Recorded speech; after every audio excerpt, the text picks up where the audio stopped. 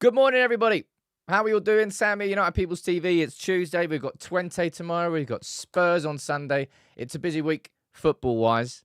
But today's conversation is going to be focusing around the new stadium, the Regeneration project, and some pretty big updates on it. Manchester United, Andy Burnham, Gary Neville, who's part of the Old Trafford, task force? I think it's called a task force. They were at the Labour conference in Liverpool, basically explaining what the project is, because Manchester United do want some public funding, but it's not for the stadium itself. It's for the whole Regeneration project. I'm going to show you some videos that were released about some 3D models. We'll have conversations around those. Some numbers. 7.3 billion is what they're suggesting that this new regeneration could bring in terms of GDP to the UK, which is big. We'll run through all of that. I think it should be a good show today. And I will put it down as a poll just to see what everyone says about whether you want a rebuild or a new stadium. I've already asked this quite a few times, but I think it's going to be an interesting one today.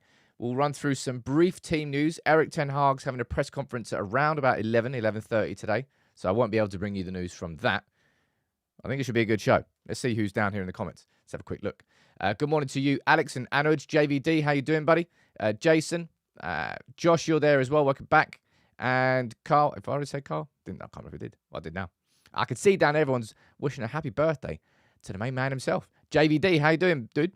Happy birthday. I'm not singing happy birthday, although technically I just did. Jonathan Rose, how you doing, buddy?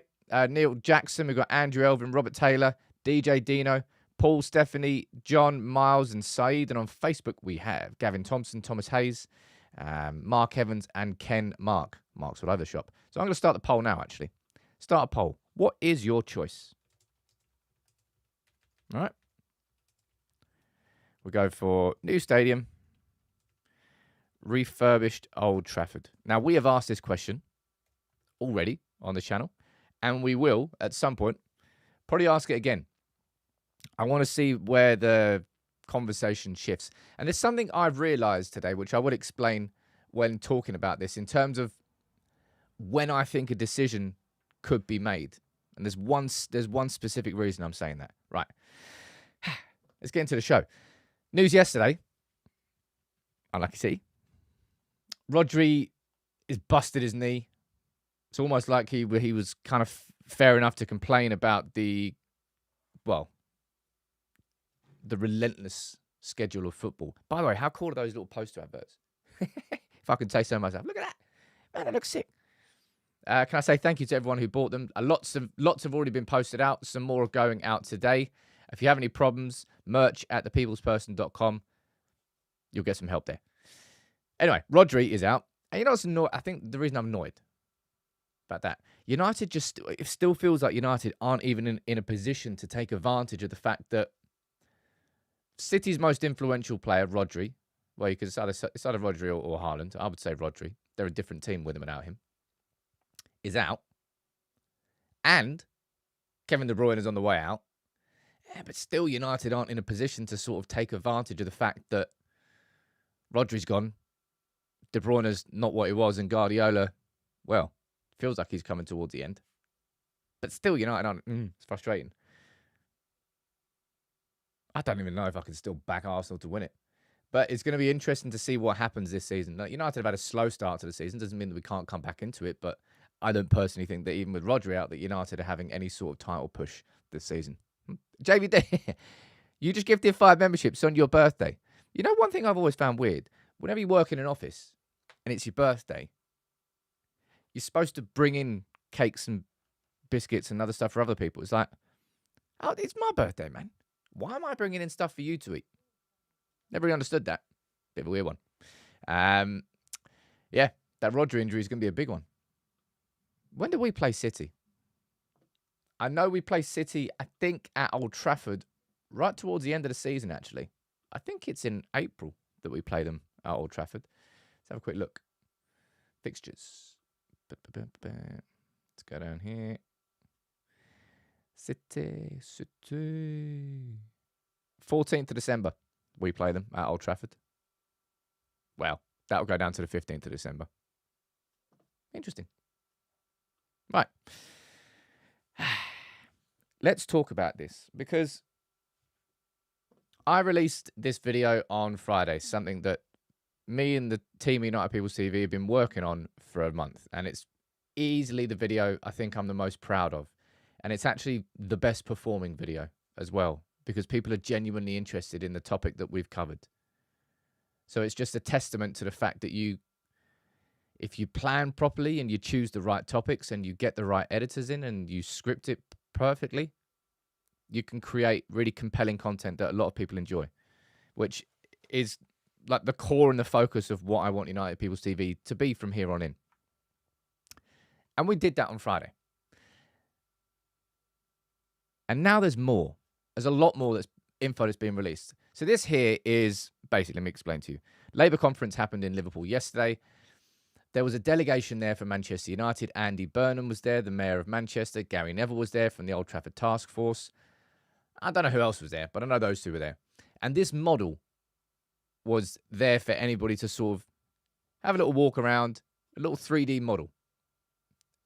And I want to quickly speak about it, and then we run through the video that Manchester United have released on the actual whole Regeneration project. Because the first thing you will see from this model, maybe I'm sure you notice it, but that stadium there is on the site of Old Trafford, exactly where Old Trafford is. So what this model is showing is a refurbished Old Trafford. And people, right, first thing I'll say here, don't look into what the stadium looks like. I don't even look too much into the position of the stadium there. Because, in my opinion, it's not my opinion, Ineos clearly want a new stadium. All right. And there's some more numbers now that we can discuss. And as I said, another video that I can run through. Basically, what's happened is an independent, is it Oxford Communicate? Oxford Economics. One of the world's foremost independent global advisory firms, apparently, has done some estimations on what this whole project could be worth for the UK economy. And it's written down there. An additional 7.3 billion per year to the UK economy. And on top of that are some big numbers, right? 17,000 new homes, 1.8 million extra visitors per year, 92,000 permanent jobs. That's a lot of jobs. That is a lot of jobs, right? And this video here, I think, is probably going to be the more interesting one. So I'll play this for you, and then we can have a quick chat. It's only just, well, it's about a minute long, but you'll be able to see it, all right? I'm leaving the sound off because we don't need the sound. So here you've got a bit of a visualization of what that could look like with a new stadium, with a lot more homes. And you can see the different sort of districts and zones. You've got mixed use over here. I think they put an entertainment thing over the top of Old Trafford there. Some housing round there. Commercial in the corner. Even more housing here. You can see how big this whole project really, really is. And inside this video as well, there's a couple of pretty cool, this one in particular. I think that's a really cool visualization of, what could that look like? You can see some new housing blocks being built there. You can see a stadium next to it. And next to the stadium, you've got this big glass, almost like kind of got like a bit of a shopping centre sort of vibe. And I don't know whether that would be a good, I mean, that would be, I don't really want a shopping centre vibe. But that concept of a Manchester world would kind of be what that looks like. I mean, are they suggesting that you put you take the Trinity statue away and put it in here? I mean, presumably that's what of course, these are all conceptual, all right? Remember that it's all conceptual at this point. And no one's saying that this is what it's going to look like or what will actually happen. Urban regeneration, creating parks outside. These are all just artistic drawings. I don't think these are AI.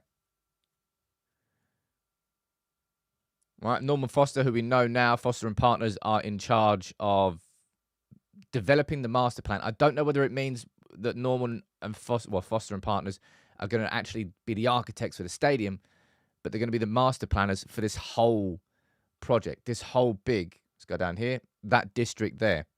As I said, the visuals of this are showing. It's a bit weird, really. The visuals of this are showing that's being built on where Old Trafford is, and then you've got there's no freight station there, and that's a big thing I want to speak about now. Let me see what you're saying in the comments. A united world, says Damien. That's exactly what that is. That's exactly what I think they're going for. Where is the image of that? That one. That one I think is probably the best conceptual image that I've seen so far. The stadium in the background with the houses and whatever this Manchester United world is. Akash, thank you for gifting 5 memberships down there, dude. What else are you saying down here? Do we want to carry on being in the days of old, or do we want a bright future? Says Jackie. I don't think you can make it. You can't do it as simply as that. I don't think it's impossible that Manchester United have a bright future if we refurbish Old Trafford. But the opportunity here, it kind of really is. It is once in a lifetime. Right? Old Trafford's been our home for over 100 years. If there's a new stadium, it's going to be our home for another 100 years. And whatever gets built is going to be there for another 100 years. Now, Steve, you're talking about not moving the railway. Yeah, you can't move the railway. However, you can repurpose it. And that, for me, is actually, I think, the most important aspect. Something I've realised now. So, there's been some outcries here that, Jim Ratcliffe, Britain's richest man, and all of a sudden he's going to try and take government money to pay for a new stadium. Can everybody just make sure you understand this, right? There is no public money that's going to be going anywhere near building a new stadium. If, where is it? That one there? That's not it. That's it there. If this was to happen, right, it would be paid for by private funding, by probably partly by Jim Ratcliffe and partly by, I don't know whether it would be new debt. I don't know whether it would be selling off stadium rights. It wouldn't be paid for by public money. What that public money would go towards is the full urban regeneration project, which could, according to these numbers, man, I've got too many things open on my screen here. 17,000 homes, 92,000 jobs. That's where any hint of public money would be going towards. And as I said at the start of the video, this is something that I've realised now. So, the big reason that Manchester United have never been able to expand Old Trafford beyond its current capacity of, was it just 75, 76,000? It's because of the railway line. It sits behind the south stand. You can't expand further backwards, right? It's always been the issue. And that's because that there is part of a freight line. Well, the big, let me show you here, right? Old Trafford drone shot. That's what you need.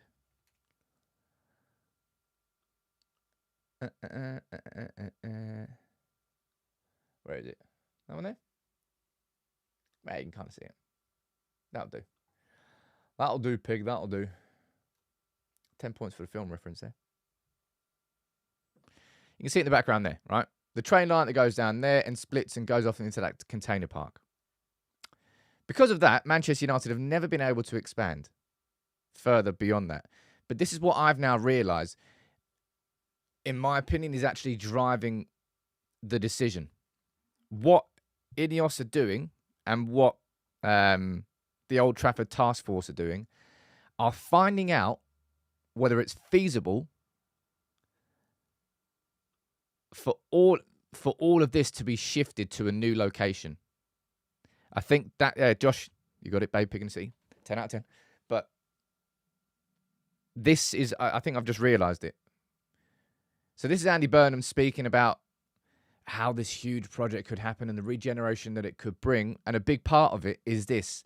Should that terminal over here, should this be shifted elsewhere, then you could transform that into being a new train station that could be used for Old Trafford. It could be used for passengers rather than freight. And the only way that happens is if you move it to somewhere else. And for that to happen, this might be boring, but I think, I don't know, it's just the penny's dropped. Basically, this is where the whole thing hinges. If Manchester United can agree with the government to move all of this freight traffic and build a new terminal elsewhere in St Helens, right? Then you can do this whole massive urban regeneration project, including Old Trafford. But you can't do it unless you move that freight terminal and the traffic completely away from that location. But to do that, you're going to need 200, 300, 400 million. Yeah, Parkside. That's the name of it, Ian. In St Helens. I was just doing the research this morning. So it's boring, but it's the infrastructure. Ineos won't be paying 300-400 million to move a freight terminal. So in my opinion, I might be wrong on this one, okay? In my opinion, if they can't get that money, I don't know whether this goes ahead. And then I think they will explore the concept of refurbishing Old Trafford a lot more. That's my opinion. But it's mad exciting. I know it's... Well, I can see down there in the poll, right? Let's have a quick look. We've got 800 votes in here. 85% of you are saying a new stadium. 15% are saying refurbish Old Trafford. And I think I've explained to it before, like, truth be told, if you were to do a poll of 10,000 global United fans, what they would want to do, I think it would be a very, very easy dominant majority of a new stadium. And if you've got 10,000 United fans who do go every week and they go with their partners, with their kids, with their parents, with their families, with their friends, and they do have the memories of the whole day experience, I think the results will be slightly different. Everyone's got their own emotional attachment to Old Trafford in different at different levels. It's not to say anyone's more important than the other, but it's at different levels, and that's what United are going to have to deal with. But I don't know, man. Just the opportunity for this is nuts. That's quite fun. Dad's got the Keane shirt on. Little kid's got the O'Shea shirt on.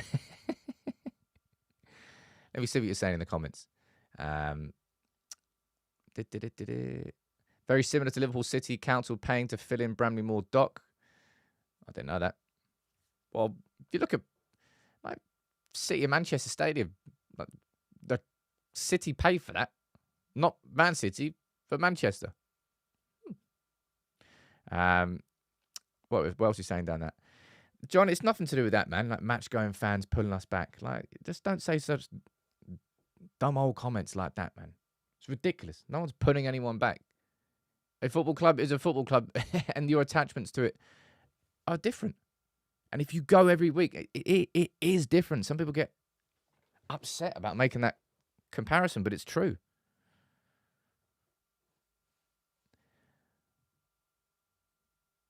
I think I've explained. Well, I don't think I've done a video where I have explained why I feel that, given the options that we have in front of us, that a new stadium is the right choice, the overall right choice. And it's not just because, and this is what I really think a lot of people have to sort of really consider. This whole thing is, whether Manchester United build a new stadium or not, ultimately is going to be the kind of centerpiece of this whole Old Trafford regeneration. However, we're talking about potentially 90,000 plus jobs. We're talking about potentially 17,000 new homes for families, individuals. You're talking about the transport hub of Manchester being completely changed, because if you take that freight traffic away, you put it somewhere else, and then you therefore open up that line, then all of a sudden, trains in and out of Manchester are going to go a lot more smoothly because there's a lot more space for them.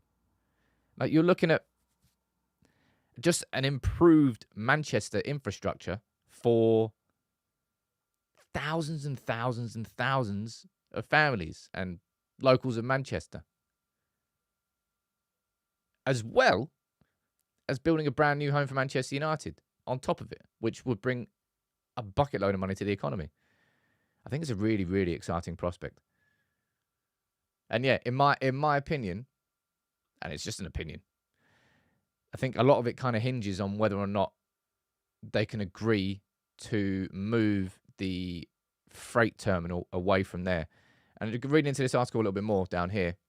So Freightliner is in control of it, and it says down here as well. Where would it go? Where would it go? It was saying that Freightliner's at capacity right now. So basically, there you go. Freightliner is understood to be operating at capacity in Trafford and is keen to expand in a new location, because that's quite important. If they were happy where they were and they didn't want to move, then it'll be a lot harder. But if they're at capacity and they can go somewhere else and they could do more freight and expand their business, then they're fine with it. I think it's just a case of who pays for it. Me no no. I do think that's the best AI image of a new potential stadium that I've seen. I'm glad we put that on the thumbnail. What else are you saying down here in the comments? Let's read some out. Elvis saying Old Trafford raised the bar in terms of football achievement. We did well there. As we start a new era, let's make new history in a new stadium and raise the standards there. You know what? I think I know I've said this before to quite a lot of you, and I stand by it. You look at Highbury and the Emirates. Arsenal had to go through, 7, 8, 9 years of austerity, hardly spending at all because they were paying and funding for a new stadium. And the Emirates won't ever truly feel like home for Arsenal fans until they win the league there. And as soon as they win the league there, the Emirates is going to feel like home. And if Manchester United were to build a new stadium, it would not feel like home until Manchester United win the league there. And as soon as it does that, then you'd have your roots down. That's what the that's what it feels like to me anyway. Like Old Trafford, of course, it's our spiritual home, but the reason we have so much connection to it is because we've seen United win 13 Premier League titles there. We've seen so many moments and memories and occasions that are all intrinsically linked to that stadium. And until you build those memories in the new stadium, it won't really quite feel like home. But as soon as it does, it will. Just that's kind of what I feel about new stadium. James, that's a fair point. The painter is definitely Irish. Yeah, that's a good point there. What else are you saying down here? Shark saying, Sam, we need a new stadium with increased capacity. United, maybe Liverpool could. I don't really know what their season ticket holder waiting list is, but United could fill 100,000 seats every week for the Premier League without struggling. I think we've got, was it in the region of 55,000 season ticket holders, I think. And the waiting list, as far as I know, for a season ticket currently, and does anybody know? Because I was on it for years before I got it. I don't know what it is now, but I'm guessing it's years as a waiting list. We could easily fill a 100,000 seater stadium. What else are you saying down here in the comments? I like chatting to you all about this because I think, and I've said this already, I think this is the single biggest decision that Ineos have to make. And it's the one that will truly kind of define their legacy. That's to a certain degree. Of course, if we're crap for another 5 years as a football team, then, well, that's going to pretty much decide it. But this is going to be the most lasting decision and impact. Just realise, why is Garnacho floating? Random. Anyway, Ian, you're saying you've been on the waiting list for 5 years. Jeez. 171,000 people on the season. Is that real? Is that for real? Remember how many times I always got annoyed when it was the Glazers situation? People were like, oh, you just got to boycott the stadium. Which all hand your season tickets in. Oh, you're the problem. Season ticket holders are the problem. And I wanted to just like bang my head against a brick wall. I said, like, as soon as those vocal season ticket holders leave, they'll just get 30,000 tourists in who will do whatever the Glazers want and will probably pay twice as much for it. It would actually be the perfect situation. It would actually make the Glazers' position stronger if you got rid of all the season ticket holders and passed them off to someone else. Because those people they palmed them off to, they would not give a toss and they would just do what the Glazers wanted. Apparently, Liverpool have got 28k season ticket holders. Well, the capacity is a bit smaller, isn't it? I don't really know. What else are you saying down here in the comments?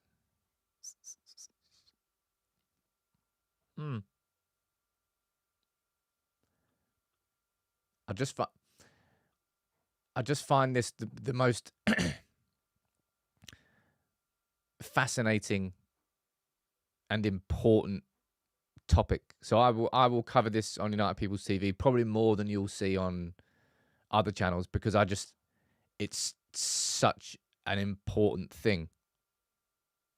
And as I said, there's been quite a few updates this week. So I might do a video on this tomorrow, going into a little bit more detail because I can't get it all out inside a live show. But judging by the comments here and judging by the votes, there's 1,100 votes in and 83% of you are saying a new stadium. So overwhelming majority right now are saying a new stadium. And as I said, I kind of get the feeling that Ineos are trying to find out an answer from the government, a yes or a no. Are you going to be paying towards the relocation of this freight station and allowing us to then turn that into a new Old Trafford transport hub for passengers? Because if you do that, then on top of that, because of basically a new stadium can't go ahead without brand new infrastructure. It's already chaos to get in and out of Old Trafford on a match day. Road, train, walk. It's long. So a new Manchester United world and a new stadium with even more people. Add another 25,000 people who are going to every game. Yeah, you need new infrastructure. And I think if there's no money or funding that will come for that, I don't know whether the project will go ahead. Just a personal opinion. Let's have a look. Right, let's speak about the game coming up. And I want to speak about the video I did yesterday quickly. So I did a video on Joshua Zirkzee before he was signed. And I said that he's got a bit of a skill set, which is kind of unique for, if you want to call him a centre forward, he's not a centre forward. He's a supporting striker. By his own admission, he's a 9.5. And what we saw against Crystal Palace was the perfect example of that. And I don't think it poses a problem. I think it raises a question. You might say it's the same thing, Sam. Yeah, maybe it is. But it raises a question of who's the best 11 to like work together in a certain... I'm trying to think of how I'm going to phrase this. Bruno Fernandes is somebody who typically plays fast. That's how Bruno plays. That's how Bruno, at his best, has been his best. First-time passes with the outside of his boot. Passes over the top. Through balls. Final balls. Now, it doesn't always work out. It didn't work out against Crystal Palace. Zirkzee is a little bit of a different player. Because he will sometimes... not that he'll slow it down and kill all momentum, but he'll make sort of the opposite sorts of runs, coming short for a quick 1-2 rather than just going long and over the top. So, have a look at the video if you haven't already. And John, you're saying that Zirkzee was a strange buy. We needed a goal-scoring centre forward, and I think it's fair to have that concern, right? In my opinion, the only profile of a striker that we could have got this summer that wouldn't really have caused too much disruption would probably have been that exact same level of striker that I think we're going to be going after in January again. We're going to try and sign a 30-year-old plus striker on loan in January. John, you're saying that Xerxes got a lack of hunger for goals, and it's just not correct. Oh, you might. Maybe it is correct to a certain point because he's dropping deeper and he wants to be the playmaker rather than the person who's on the end of the move. But he can be on the end of the move. This is the thing. If we get used to doing cutbacks to the edge of the box, that's where he's going to be arriving. I'm really interested to see how Ten Hag makes it work because, in my opinion, right, and I was speaking about this yesterday. Big up to Dana Schickbau on Twitter. Really good tactical thread on the breakdown of that game. Because this shape here, ladies and gents, is the best build-up shape that I have seen from Manchester United. Certainly under Erik Ten Hag this season. Hey, you could probably go for last season as well. We used a very clear structure. 3 at the back, right? You got De Ligt in the middle. You got Martinez over there and Mazraoui. Diogo Dalot coming from left back, then inverted in to sit alongside one of the 2 midfielders who was either Kobbie Mainoo or Christian Eriksen. So it was a 3 and then 2. And then you had Eriksen and Bruno operating in this half space. So that's, as far as I know, that's what the half space is. The half space is between the lines. So there's Crystal Palace had that front 2 and 3. Or was that sometimes? I think it was a 3 and a 2. Sometimes anyway. But between the midfield and the defence, these are the half spaces where it's very hard to mark players. And that's where we had our 2 playmakers kind of dropping and drifting wide. And because of that, we found a lot of players free for the ball and we could play it out from the back. Simmons Gimd, you're going down there saying you're not a fan of the inverted fullback. It makes so much sense. In my opinion, it really does make a lot of sense if you are confident with the 3 players that you have behind the ball. You don't necessarily need 4 players to play out from the back with the ball. If you've got 3 who you are supremely confident in. And Mazraoui, De Ligt and Martinez are absolutely built for that style, by the way. Therefore, it allows you to use one of those as an extra midfielder. Therefore, it allows this. It allows the one player, whether it's Eriksen, whether it's Bruno, sometimes it was Mainoo, this player to constantly be free and kind of roaming a little bit, making space for the pass. So that system, 3-2-2-3, on the build-up, really worked. Now, maybe it only worked against Crystal Palace because they played with 5 at the back and there was always going to be space on the sides. Maybe. Well, we'll see what happens against Spurs. But we all know full well that Spurs play with a massively high line, so they won't be sitting there with a back 5 and 2 wing-backs, right? You're going to see like Mickey van der Ven's going to be sitting probably around where Bruno is. They're going to play with a high line.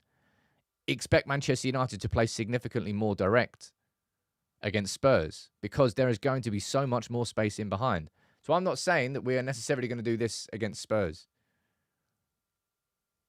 If we want to, we'll be able to bait the press. And we'll speak about Spurs after the Twente game, all right? We don't need to speak about it now. But that build-up shape there was the first time I've looked and I really, really understood where United were playing.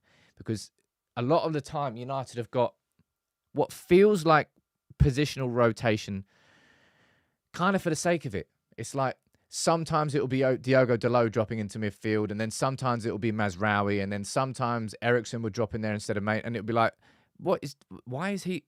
Whereas in this game, it was specifically always Dalot going into midfield, and it felt purposeful. It felt like United knew what they were doing, because sometimes with that over-rotation, I think players get a little bit confused as to what they're doing. Positionally, oh crap, I shouldn't be here, I should be over there. I think we simplified it a little bit against Palace, and it worked as a consequence. Sometimes overcomplicating things can make it harder, and I think United have done that a lot with how we've tried to play out from the back with the ball. Richie, you're saying that I've seen it all yesterday. Was it Stretford Paddock did one? I think United Stand did it as well. Like we need to talk about Bruno Fernandes. The Bruno Fernandes conversation is now.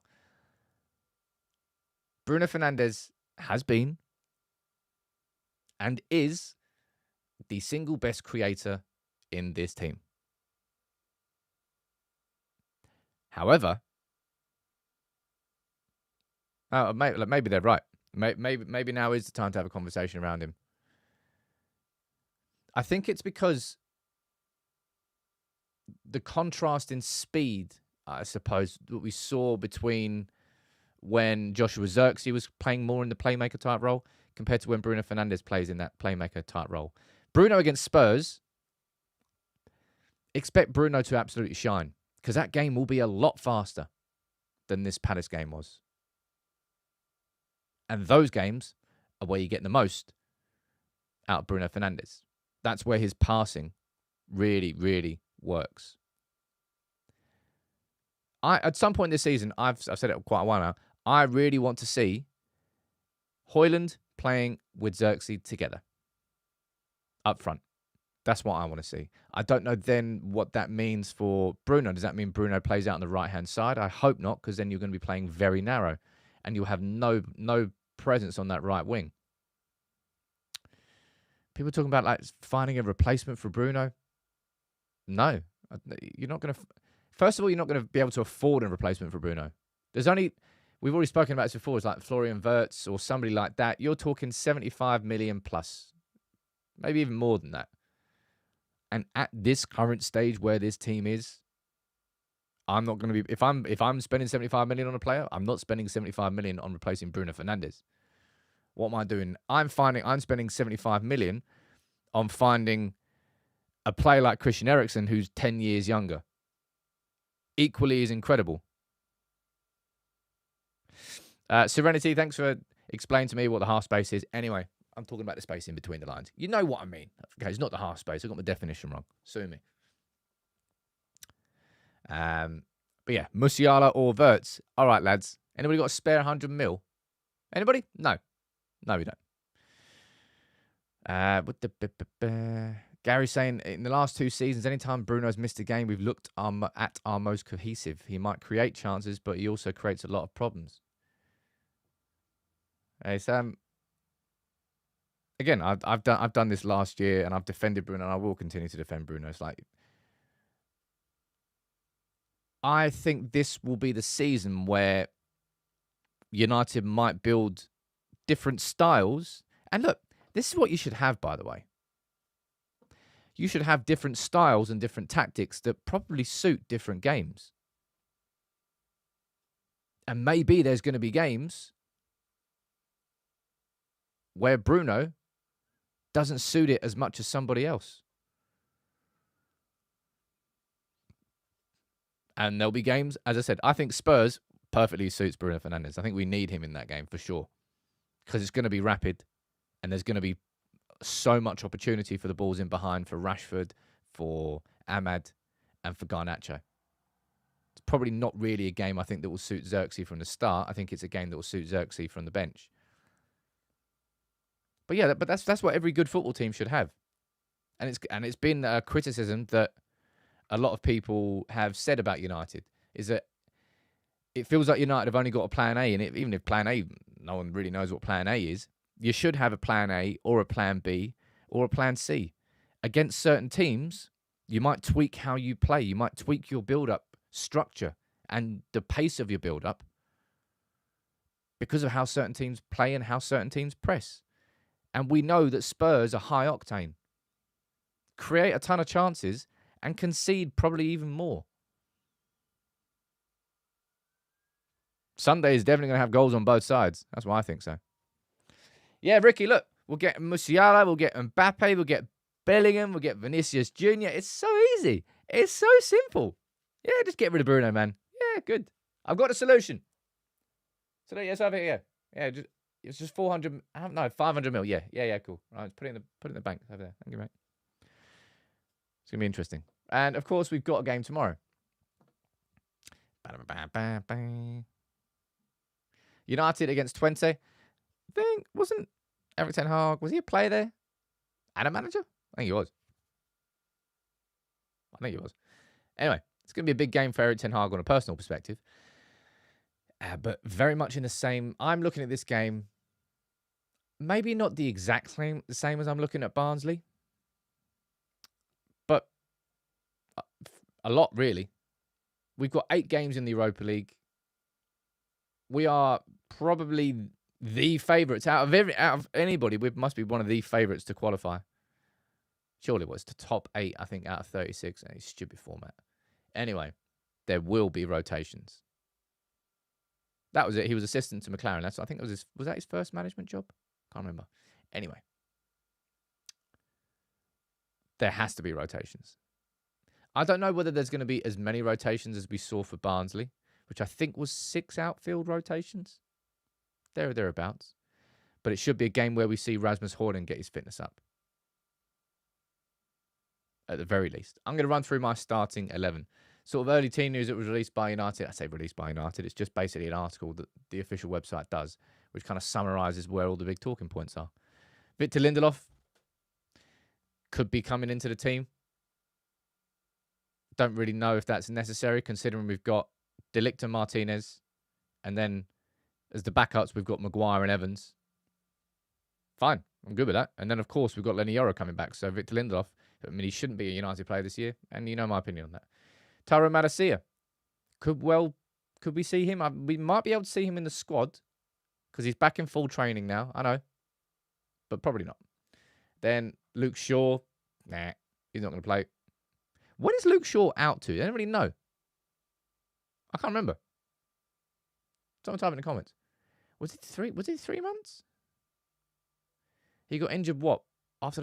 Before the first game of the season? I think it was before. I can't remember. And I have no idea when Luke Shaw was actually supposed to be back. But of course, Harry Amass, who we didn't get to see against Barnsley, weirdly actually, because he wasn't in the matchday squad at all, could see him. I'll run through my starting 11, and there will be rotations. But as I said, I think there probably is going to be a couple less rotations than we saw for the Barnsley game. Right? That's what I think. Anthony saying, I'll give up on Luke Shaw. I'll be honest, man. I don't really think it matters what happens between now and the end of the season with Luke Shaw. This is Luke Shaw's last season as a Manchester United player. And there's nothing rude about that. It's about, sorry, man. We as a club, we can't take passengers anymore. If you were fit, you'd be staying here and you'd be starting, but you're not. And I don't think you ever will be. So good luck elsewhere, but we're going to be selling you. Yeah, of course Luke Shaw will be fit for England. These are the rules. These are the rules. But look, I'm going to wrap that one up for today so I can get working on the lunchtime video. But yeah, I'm really, really excited about what could happen. And I think the scale of this full urban regeneration could transform an area of Manchester that I think has needed transformed for a long time. So much empty space, so much commercial space, so much just underused space. Imagine turning that into a brand new 100,000-seater stadium that contributes over $7 billion a year to the UK economy, creates 17,000 homes and 92,000 jobs. You're levelling up the whole of Manchester and the whole of the north of England as well. Not just Manchester United with a new stadium. It's kind of a win-win situation for everyone. But thank you all for tuning in today. Happy birthday to JVD and to Akash. I think it was Akash and JVD. You both gifted 5 memberships as well. Look at that. Sometimes my memory works. Sometimes not so much. Big up to all of you. John, you're asking how Twente are doing in the league. I'll cover all of that in the lunchtime preview when that comes out, so make sure you watch it. And I'll see you tomorrow.